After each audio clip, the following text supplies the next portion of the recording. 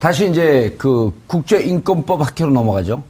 그래서 국제인권법 학회에서 이렇게 법원이, 판사들이, 법원 행정처나 대법원장의 영향을 받는다. 즉, 독립적이고, 주체적인 판단을 하기는 좀 어렵다. 라고 하는 거로 그냥 자기들 판단한 것만 된 게 아니고, 구체적인 근거가 바로 우리 인권법 학회의 이런 내용들, 여론조사 내용을 축소해라. 발표하지 마라. 여기까지가 지금 사건이 나온 거란 말이에요. 그 다음에 무슨 일이 있었나요, 또? 그래서 이것을 가지고 이제 축소를 하는 과정에서 어떤 일이 있었냐면, 예. 참 좀 치사한 얘기긴 한데, 예. 법원 내에 이제 이런 예규가 있어요. 내규가 이 지금 인권법 연구회잖아요. 예. 판사들이 이제 학술 목적의 연구회에 가입을 할 수가 있는데, 원래 이 연구회라는 게 그야말로 공부를 위해서 만들어진 게 아니고요. 좀 오래된 얘기인데, 판사들이 처우가 안 좋다 하니까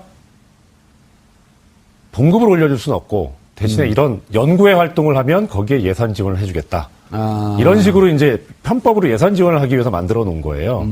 그래서 처음에는 연구회 조직만 있고 연구회 활동을 안 했어요. 아주 초창기에는.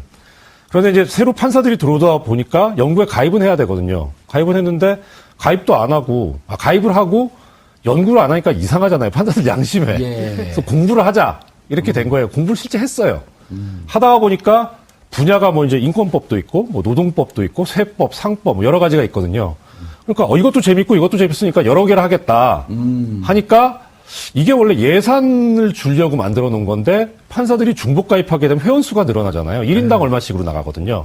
그러니까 중복 가입을 못하게 규정을 만들어 놓은 거예요. 돈이 들어가기 때문에. 그런데 지금 그게 유야무야 돼가지고 거의 다 중복 가입을 하고 있었거든요.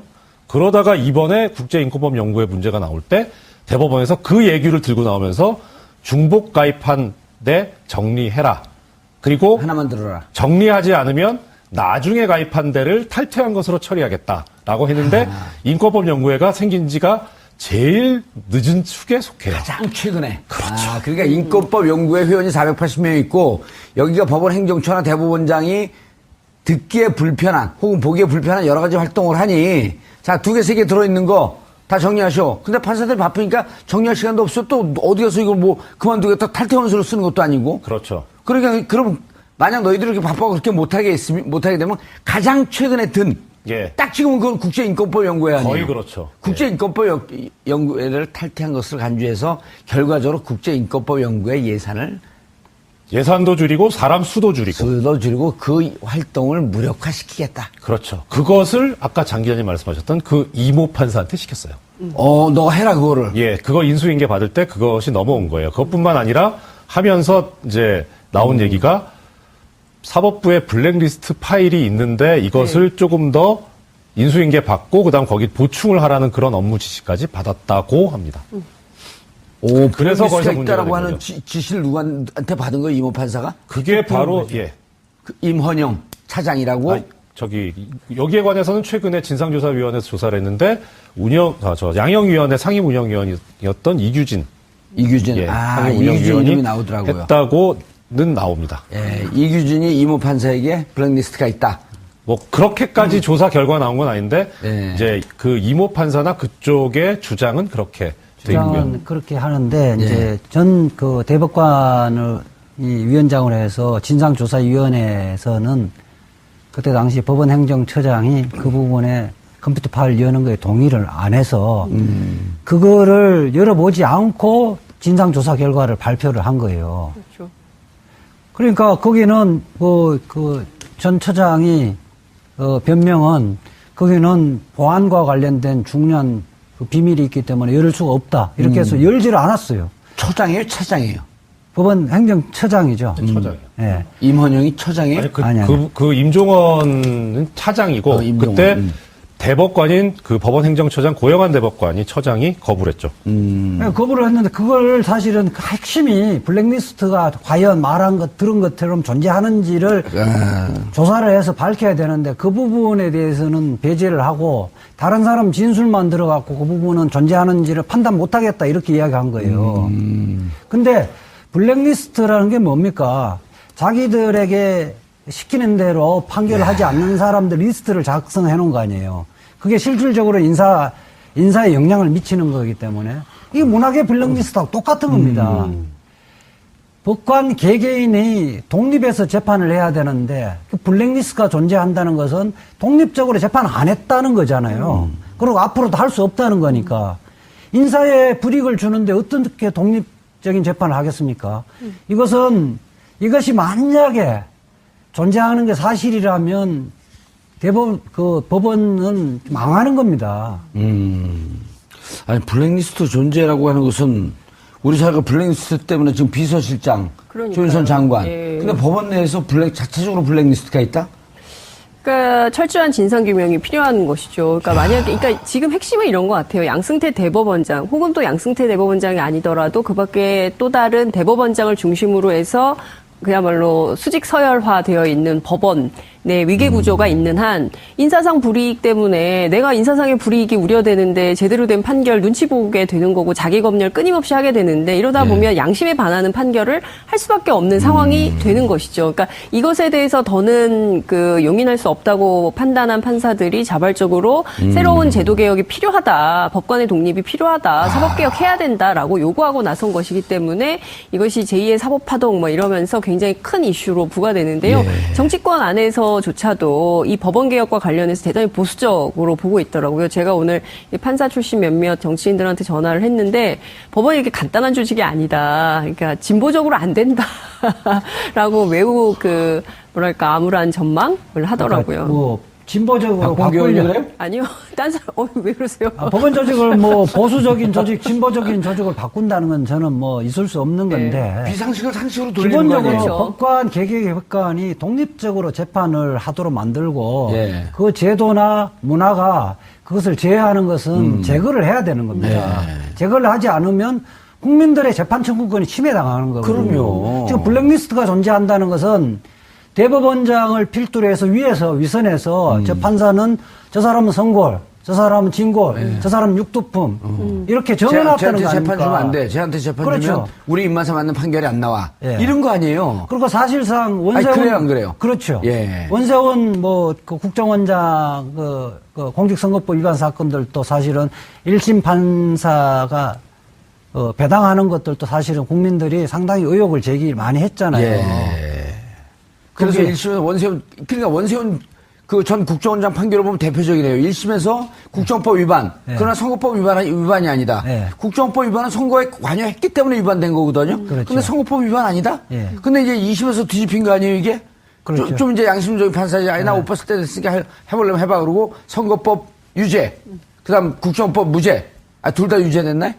2심에서? 둘 다 유죄됐죠. 둘 다 유죄됐지. 그리고 대법원으로 넘어가니까 대법원에서 이상한 논리로 선거법 논리로 해서 다시 또 선거법 유죄된 게 증거가 좀 불충분한 것 같으니 증거를 좀 꼼꼼히 살펴봐라. 그렇게 이야기를 했었는데. 그리고 지금 2년 몇 개월 동안 아직 판결을 안 하고 있는 거예요. 고등법원에서. 예. 그리고 1심에서 선거법을 무죄한 판사는 곧바로 고등법원 부장판사로 승진했죠.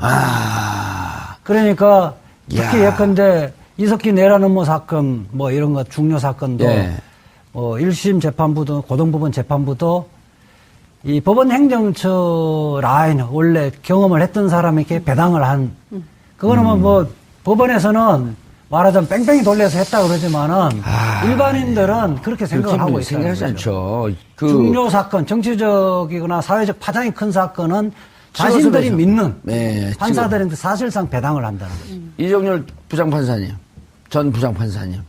지금 원세훈 전 국정원장 예를 드는 게 법원의 판사들의 판결의 독립성, 이거 침해했을 가능성, 아까 여론조사 결과 88%. 대법원장과 행정처의 입장과 반하는 판결을 낼 때 영향을 받는 것으로 느낀다. 원세훈도 대표적인 케이스로 볼 수 있나요? 그렇죠. 그럼 그리고 우리가 잘 여기서 찍었네. 주의를 하셔야 될 게, 그러니까 영향을 받는다라고 하는 게 우리가 지금까지 생각해온 사법권, 사법부, 법원, 법관, 재판, 독립 관련한 이 외화 압력 이런 것이 외부 압력이라고 생각하잖아요. 예전엔 맞았어요. 근데 지금 외부 압력은 없어요. 정치권의 압력을 얘기하는 거네요. 그렇죠. 정치권이든 옛날에는- 정부든. 예. 박정희 정권 시절에. 예, 뭐 쪽- 권력의 압력, 네. 정치 권력의 압력. 예. 그건 없어졌다. 예. 근데 지금 문제는 내부의 압력인 거예요. 그러니까 그렇게 해서 지금 조금 전에 이재화 변호사님 말씀하신 대로 원세훈 국정원장 1심 무죄 선고했더니 바로 차관급인 고등법원 부장판사로 그대로 승진합니다. 그리고 거기에 대해서 하도 기가 막히니까 그 어느 부장판사 한 사람이 내부 게시판에 글을 씁니다. 이거 지로기마의 판결이다. 고등법원 부장판사가 그렇게 중요하냐. 아, 기록이만은 뭐예요? 그 왜 저 뭐 아, 사슴을 가리치면서 말이라고 말이라고, 얘기한다. 예. 그 블라디미르 도사성을- 정유라가 타는 그런 말. 예. 좀. 지역이와 판결이라고 비판을 했었죠. 예. 그래서 기록이만, 이제 알겠네. 징계를 하죠. 지록이마라고 그러니까 했던 그런 판사들. 말을 했다고 징계를 합니다. 그렇게 이제 인사권, 보직권, 징계권을 양승태에서 남용을 하는 거죠. 이해가 안 되는 말을 탄 사람도 구속영장 기각을 하면서 말을 했다고 징계를 해요. 그리고 나서 이제 또 이재화 변호사님 말씀하신 대로 대법원에서 파기환송돼서 돌아와서 고등법원에서 계속 묵혀져 있는 2년 6개월 동안 묵은지예요. 그렇죠. 계속 묵히고 있는 거야. 아예 재판을 안 합니다. 아예 제대로. 재판 안 해. 예. 그 부장판사 떠났잖아요. 떠났죠. 그 정권 바뀌었잖아요. 네. 그럼 해이지 이제. 모르죠. 그러니까 지금 이게 아니, 뭐, 패널이 갖고 모르는 거 잘난 아니. 척하면서 모르죠.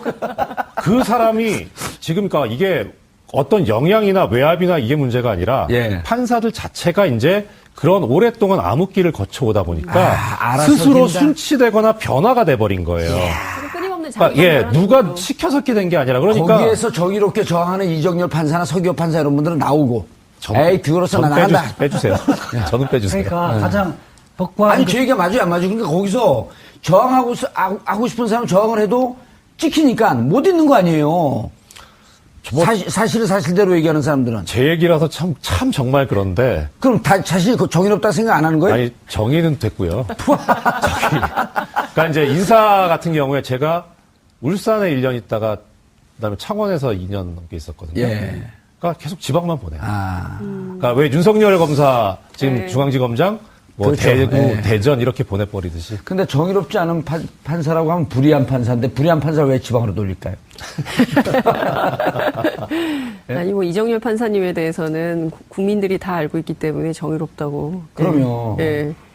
그러니까 이 방송에도 출연하실 수 있는 거 각하식 아니에요? 짬뽕 그거 아무나 할 수 있는 게 아니에요. 그건 아이디어도 좋은 거예요. 아 그래요? 그러면 그 지금 문제점도 그렇지만은 앞으로 개선점에 대해서 우리 방송에 이야기해야 되지 않겠습니까? 아니 그렇게 지금 문제점이 네. 더 많이 안 나왔어. 조금 더 나와야 돼요. 방송에 대한 개선점이죠. 아니야. 근데 아니 사실은 저는 한 19년 변호사 하면서 예. 그 외부 압력은 그 이전 판사님 그래서 말씀하셨던 그 내부의 압력이라고 하는 게 더 위험해요. 그러니까 그 제가 얘기를 좀 한 해야 돼. 예를 예. 하나 드릴 예. 텐데요. 지방법원 같은 경우는 판사가 형사재판을 하잖아요. 예. 법원장이 직접 노골적으로 이야기하는 건 없습니다. 근데 수석부장을 통해서 간접적으로 이거 보니까 내 사건을 보니까 이거는 구속시킬 것이 아니고 불구속 재판을 하도록 충분한 것 같은데 예. 이렇게 이야기를 해요. 수석부장은 바로 부장판사하고는 좀 가깝잖아요. 그 은근히 그 법원장이 이야기를 암시하는 이야기를 해요. 그럼 실질적으로 이게 구속을 시켰다가 얼마 있다가 보석을 해줘요. 이런 경우 실제 많다는 아, 거예요. 보석은 판사의 격언 아닌가? 그렇죠. 그래서 저는 그 사법부가 관료화됐다는 것은 우리 몸으로 이야기하면 동맥경화가 됐다는 거거든요. 그냥 곧 죽음에 이르는 거예요. 예. 그러니까 이 사법부의 관료화 자체를 해결하지 않으면. 그러니까 법원은 예. 그리고 이번에 판사들이 그 선언을 한 거죠. 우리를 독립적으로 아무의 눈치를 보지 않게끔 판사가 독립적으로 양심적으로 정의에 따라서 판결할 수 있는 기회를 우리에게 줘라. 그렇죠. 두 가지. 우선 이 블랙리스트에 실존하는지를 조사해보자. 아, 블랙리스트. 조사권을 우리에게 달라는 거고. 이규진, 또 이분 어디가 계세요? 이규진. 퇴직했죠. 예. 퇴직했어요? 방송에 한번 출연시켜야겠는데.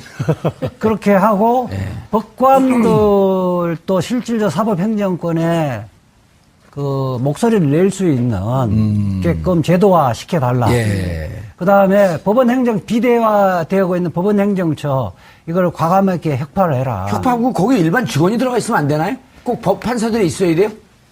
지금 그래서 법원 노조에서 요구하는 것이 그거죠. 행정업 판사들은 재판 업무에만 하고 그다음에 그럼요. 행정 업무는 그 일반 법원 공무원한테 맡기라는 것이 이제 법원 노조의 요구고요. 예. 근데 이게 뭐 이론적으로 이념적으로는 행정 업무니까 판사는 재판하고 이게 맞는데 예. 결국 이게 이제 오다 보니까 법원 행정처가 대법원장의 친위 부대 친위 조직이 돼 버렸기 때문에 그렇게 됐죠. 그렇죠. 그래서 네. 그 달콤한 유혹을 놓을 수가 없는 거죠. 아니죠. 이제 그 양승태 대법원장이 만약 블랙리스트가 있으면은 양승태 대법원장도 자유로울 수 없으니 이건 그 검찰 수사감이에요. 블랙리스트가 있으면. 왜냐하면 블랙리스트로 구속된 사람이 여러 대 있어요. 그리고 거기서 블랙리스트 대책회의 하면 돼요. 자기들끼리 구속시켜놓고. 문학의 블랙리스트보다 사법부의 더 심각한 블랙리스트에 거죠. 더 심각한 거죠. 다만 이제 양승태 대법원장이 2년 임기가 2개월밖에 이제 임기가 2개월밖에 안 남았으니 차기 대법원장이 들어올 때는 이런 부분에 대해서 개혁의 의지가 있는 분이 들어가야 되는 거죠. 그리고 지금 100명 있다 그랬잖아요. 판사가 필요하다고 한다면 법률적 지식이나 이런 것 때문에 필요하다고 한다면 한 10명 내지 15명 정도 최소한은 남겨두고 나머지는 법원 행정 그 직원으로 일반인들로 들어가면 될 거 아니에요? 그렇죠. 예. 충분히 그래도 남죠. 예산 전문가들, 네. 그다음 인사 전문가들 이런 네. 분들이 있어야죠. 판사들이 사실 뭘 알아요? 저한테 그러세요. 검찰에서 모르는 건 맞는데 아무리 그래도 검찰의 가장 문제가 이제 법무부의 탈검찰화라고 이야기하잖아요. 그렇죠. 탈검찰화. 법원 행정 조직도 필요한 부분에 최소화시키고 탈판사화. 탈판사화를 주장하는 게 탈판사와 전문화 주장하는 것이 지금 이제 국제인권법 학회의 주장이기도 하죠. 법원 행정처의 탈판사와 그다음 전문화. 전문화. 근데 지금 보직 관리하기 위해서 한 2년 있다가 다시 나오거든요. 그래 그러니까 2년 갖고 전문성은 전문성을 가질 수가 없어요. 아니 지난번에 우리 검찰개혁 얘기할 때 똑같은 논리로 작용하면 검찰개혁 됩니다. 얘기할 때 예를 들어갖고 그 비자 담당하는 네. 국제모 담당하는 네. 노동모 담당하는 이런 거 검사들이 잘 모르잖아요. 그냥 자기들 네. 보직 관리하기 위해서 그 법무부 들어갔다 오는 거거든요.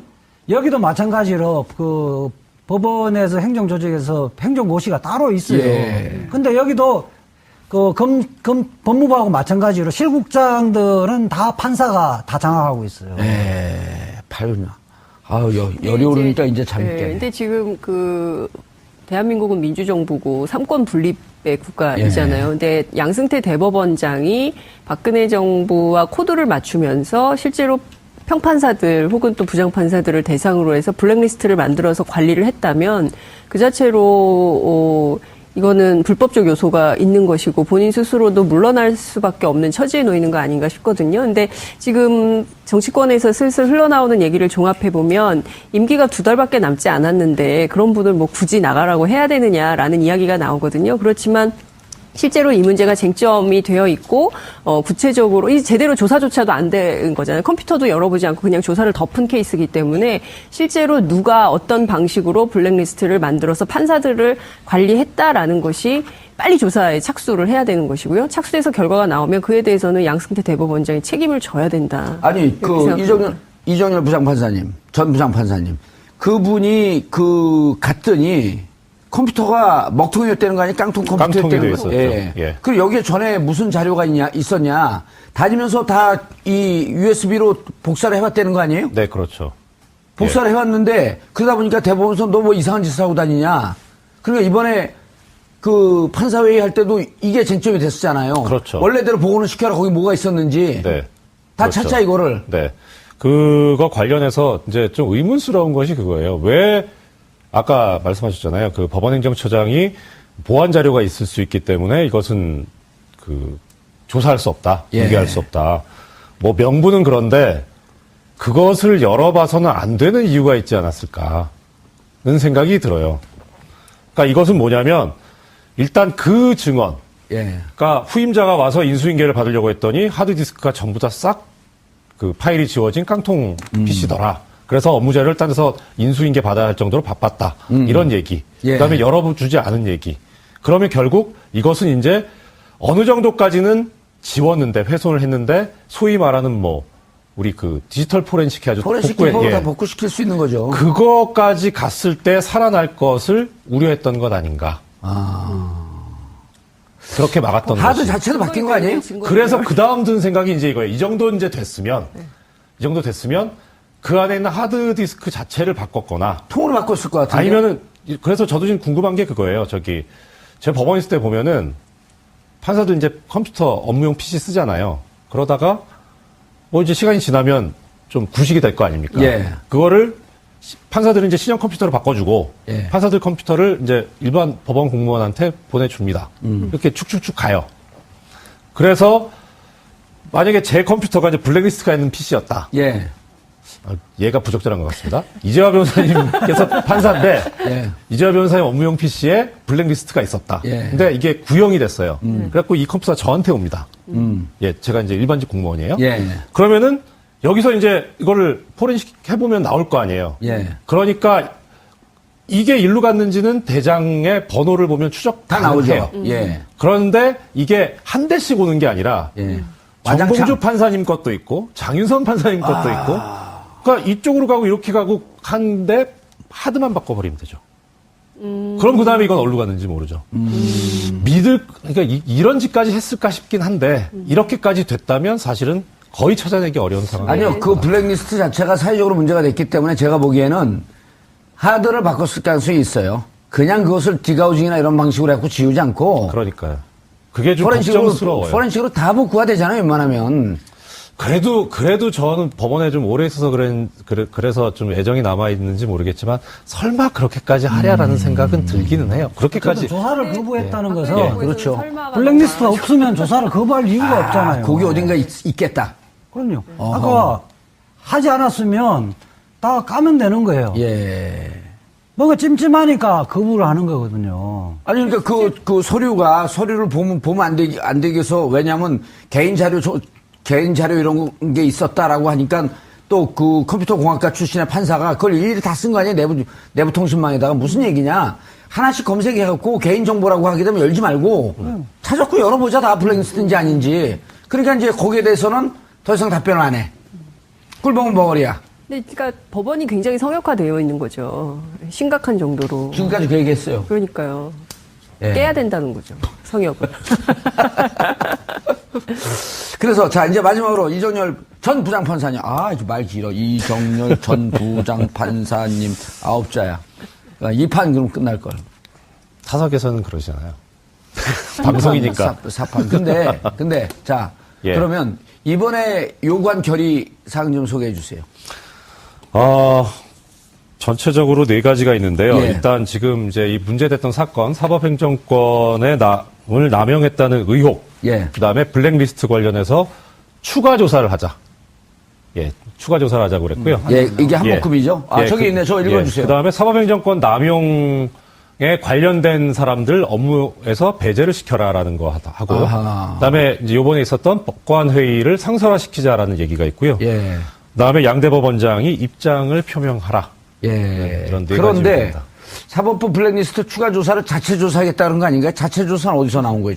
저 중에. 현재로서는 이 전국 판사 회의에서 선임하는 소위를 꾸려서 거기서 선임하는 사람들이 조사를 하는 것으로 일단 잠정적으로는 생각을 하고 있는 것 같은데 예. 아직 구체적으로 몇 명이 언제 어디를 어떻게 조사할지는 지금 아직 거기까지는 나오진 않은 것 같습니다.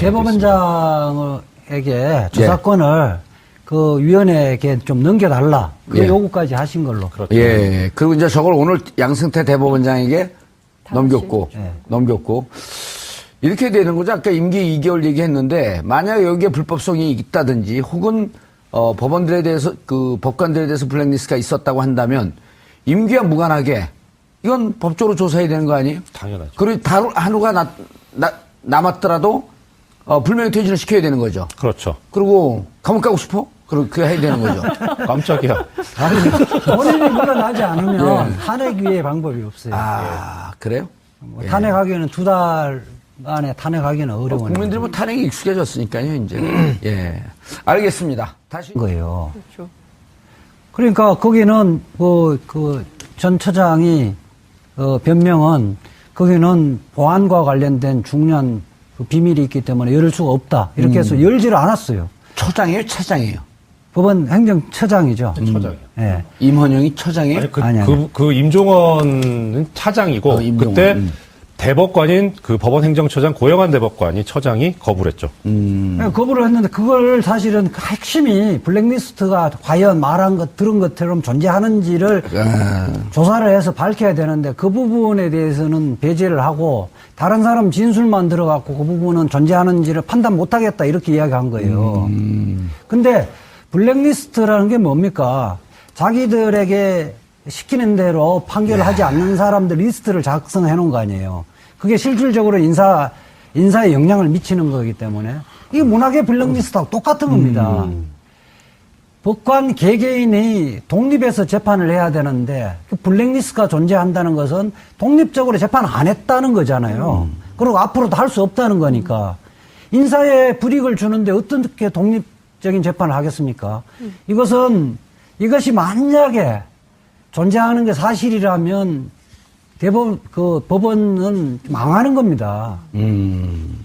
아니, 블랙리스트 존재라고 하는 것은 우리 사회가 블랙리스트 때문에 지금 비서실장, 그러니까요. 조윤선 장관. 예. 근데 법원 내에서 자체적으로 블랙리스트가 있다? 그러니까 철저한 진상규명이 필요한 것이죠. 그러니까 만약에, 그러니까 지금 핵심은 이런 것 같아요. 양승태 대법원장, 혹은 또 양승태 대법원장이 아니더라도 그 밖에 또 다른 대법원장을 중심으로 해서 그야말로 수직 서열화되어 있는 법원 내 위계 구조가 있는 한 인사상 불이익 때문에 내가 인사상의 불이익이 우려되는데 제대로 된 판결 눈치 보게 되는 거고 자기 검열 끊임없이 하게 되는데 이러다 보면 양심에 반하는 판결을 할 수밖에 없는 상황이 되는 것이죠. 그러니까 이것에 대해서 더는 용인할 수 없다고 판단한 판사들이 자발적으로 새로운 제도 개혁이 필요하다, 법관의 독립이 필요하다, 사법 개혁해야 된다라고 요구하고 나선 것이기 때문에 이것이 제2의 사법 파동 이러면서 굉장히 큰 이슈로 부과되는데요. 정치권 안에서조차도 이 법원 개혁과 관련해서 대단히 보수적으로 보고 있더라고요. 제가 오늘 이 판사 출신 몇몇 정치인들한테 전화를 했는데 법원이 이렇게 간단한 조직이 아니다. 그러니까 진보적으로 안 된다라고 매우 암울한 전망을 하더라고요. 그러니까 진보적으로 박봉규 그래요? 아니요. 딴 사람 왜 그러세요? 법원 조직을 보수적인 조직, 진보적인 조직을 바꾼다는 건 저는 있을 수 없는 건데. 비상식을 상식으로 돌리는 거 기본적으로 아니에요? 법관, 개개법관이 독립적으로 재판을 하도록 만들고 예. 그 제도나 문화가 그것을 제외하는 것은 제거를 해야 되는 겁니다. 제거를 하지 않으면 국민들의 재판 청구권이 침해당하는 거거든요. 그럼요. 지금 블랙리스트가 존재한다는 것은 대법원장을 필두로 해서 위선해서 저 판사는 저 사람은 선골, 저 사람은 진골, 저 사람은 육두품 이렇게 정해놨다는 쟤한테 거 아닙니까? 재판 주면 안 돼. 쟤한테 재판 그렇죠. 주면 우리 입맛에 맞는 판결이 안 나와. 예. 이런 거 아니에요. 그리고 사실상 원세훈 아니, 그래요, 안 그래요? 그렇죠. 예. 원세훈 국정원장 공직선거법 위반 사건들도 사실은 1심 판사가 배당하는 것들도 사실은 국민들이 상당히 의혹을 제기 많이 했잖아요. 예. 그래서 그게- 1심에서 원세훈 전 국정원장 판결을 보면 대표적이래요. 1심에서 국정법 위반. 예. 그러나 선거법 위반이 아니다. 예. 국정법 위반은 선거에 관여했기 때문에 위반된 거거든요. 그렇죠. 근데 선거법 위반 아니다? 예. 근데 이제 2심에서 뒤집힌 거 아니에요, 이게? 그렇죠. 좀 이제 양심적인 판사지. 아니, 나 옷 벗을 때 됐으니까 해보려면 해봐. 그러고 선거법 유죄. 그 다음 국정법 무죄. 둘 다 유죄됐나요? 2심에서? 둘 다 유죄됐죠. 둘 다 유죄됐지. 그리고 대법원으로 넘어가니까 대법원에서 이상한 논리로 선거법 논리로 해서 다시 또 선거법 유죄된 게 증거가 좀 불충분한 것 같으니 증거를 좀 국제인권법 연구에 문제가 나올 때 대법원에서 그 얘기를 들고 나오면서 중복 가입한 데 정리해라. 그리고 하나만 들어라. 정리하지 않으면 나중에 가입한 데를 탈퇴한 것으로 처리하겠다라고 했는데 인권법 연구회가 생긴 지가 제일 늦은 축에 속해요. 가장 최근에. 그렇죠. 그러니까 인권법 연구회 회원이 480명 있고 여기가 법원 행정처나 대법원장이 듣기에 불편한 혹은 보기에 불편한 여러 가지 활동을 하니 자, 2개, 3개 들어있는 거 다 정리하셔. 근데 판사들 바쁘니까 정리할 시간도 없어. 또 어디 가서 이걸 그만두겠다 탈퇴원서로 쓰는 것도 아니고. 그렇죠. 그러니까 그럼 만약 너희들이 이렇게 바빠서 그렇게 못하게 되면 가장 최근에 든 예. 딱 지금은 그건 국제인권법 연구회 아니에요. 거의 그렇죠. 국제인권법 연구회를 탈퇴한 것을 간주해서 결과적으로 국제인권법 연구회 예산도 줄이고 사람 수도 줄이고. 그 활동을 무력화시키겠다. 그렇죠. 그것을 아까 장 기자님 말씀하셨던 그 이모 판사한테 시켰어요. 너가 해라 그거를. 예, 그거 인수인계 받을 때 그것이 넘어온 거예요. 그것뿐만 아니라 하면서 이제 나온 얘기가 사법부에 블랙리스트 파일이 있는데 이것을 조금 더 인수인계 받고 그다음 거기 보충을 하라는 그런 업무 지시까지 받았다고 합니다. 오, 그래서 그래서 거기서 거기서 있다라고 문제가 하는 된 지시를 누구한테 받은 거예요, 이모 판사가? 그게 바로 그 임헌영 차장이라고? 여기에 관해서는 최근에 진상조사위원회에서 조사를 했는데 양형위원회 상임운영위원이었던 이규진 이규진. 상임운영위원이 이름이 나오더라고요. 했다고는 나옵니다. 예, 이규진이 이모 판사에게 블랙리스트가 있다. 뭐 그렇게까지 조사 결과 나온 건 아닌데 예. 이제 그 이모 판사나 그쪽의 주장은 그렇게 돼 있고요. 주장은 그렇게 하는데 이제 전 그 대법관을 이 위원장으로 해서 진상조사위원회에서는 그때 당시 법원행정처장이 그 부분에 컴퓨터 파일 여는 거에 동의를 안 해서 그거를 열어보지 않고 진상조사 결과를 발표를 한. 꼼꼼히 살펴봐라. 예, 뭐 그렇게 이야기를 했었는데. 그리고 지금 2년 몇 개월 동안 아직 판결을 안 하고 있는 거예요, 고등법원에서. 예, 예. 그리고 1심에서 선거법을 무죄한 판사는 곧바로 고등법원 부장판사로 승진했죠. 그러니까 특히 야. 예컨대 이석기 내란 음모 사건 뭐 이런 거 중요 사건도 예.